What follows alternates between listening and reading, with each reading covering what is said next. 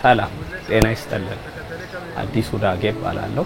የቶት ፋርም ጀነራል ማናጀር ነኝ።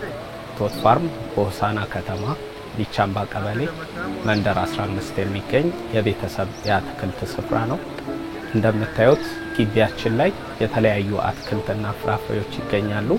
እንደምሳሌ ከቋሚ ሰብሎች መካከል አቮካዶ፣ ቡና፣ ሙዝና እንሰት የመሳሰሉ ሲኖሩ አትክልት ላይ ደግሞ ሰላጣ፣ ቆስጣ፣ ካሮት፣ ጎመን፣ አበባ ጎመን፣ ብሮኮሊ የመሳሰሉ ነገሮች ግቢያችን ላይ በስፋት ይገኛሉ።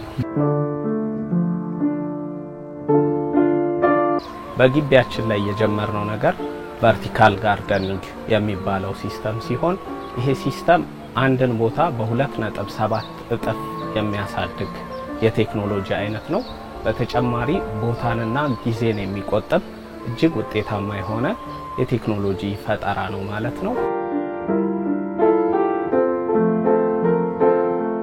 ይሄኛው ፈጠራ ከጥቅሞቹ መካከል በጥቂቱ አንደኛ በጣም ጠባብ ቦታ ላይ ያለ ከተማ ላይ እንደምሳሌ በጣም ውስን ቦታ ስላለ ለነሱ በትንሽ ቦታ ላይ ከ2 ካሬ ከ3 ካሬ ጀምሮ ክፍት ቦታ ያለው ሰው ይሄንን የመሰለ ምርት ማምረት ይችላል ማለት ነው።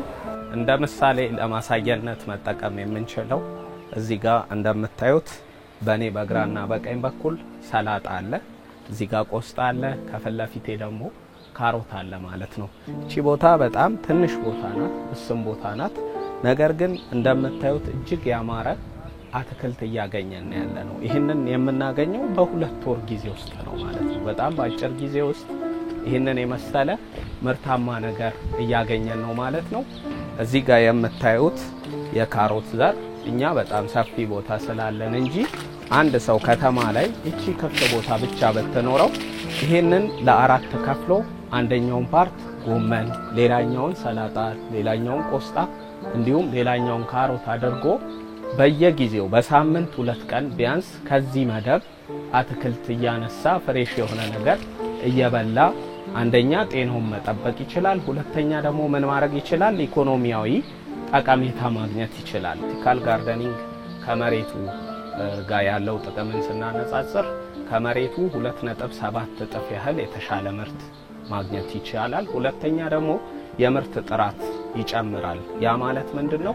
የሪሶርስን ብክነት ይቀንሳል። እንደምሳሌ ውሃ ከላይ ብናጠጣ ቀስ እያለ በውስጥ በኩል ለሁሉም ችግኞች መዳረስ ይችላል። ውሃ መሬት ላይ የምንጠቀመው ውሃና እዚህ የምንጠቀመው ውሃ እኩል መጠን አይሆንም ማለት ነው። መሬት ላይ የምንጠቀመው በጣም ብዙ ስለሚሆን ይሄ የሪሶርስ ብክነትን ያስተካክልልናል። በጣም የተሻለ ጥራት ያለው ሰላጣ፣ ቆስጣ ማግኘት ስለምትችሉ ሁላችንም ይሄንን ቨርቲካል ጋርደኒንግ ባለን ክፍት ቦታ ላይ ግቢያችን ውስጥ የትኛውም ቦታ ላይ ይሄንን ቴክኖሎጂ ኢንስቶል አድርገን የተሻለ የምግብ ጥራትና የኑሮንም መደገፊያ የሚሆን ሲስተም መፍጠር እንችላለን ማለት ነው። በ2 እና በ3 ወር ውስጥ ማንኛውም ሰው ግቢ ውስጥ እንዲህ አይነት ነገር ተክሎ ከነርሰሪ ጀምሮ አፍልቶ ምን ብሎ ለምርት ማድረስ ይችላል። ይሄንን ነገር ጥሪ እናቀርባለን። እኛም እንደ ሙያው ባለቤቶች ማንኛውንም ሰፖርት ለማድረግ ዝግጁ ነን። እናመሰግናለን።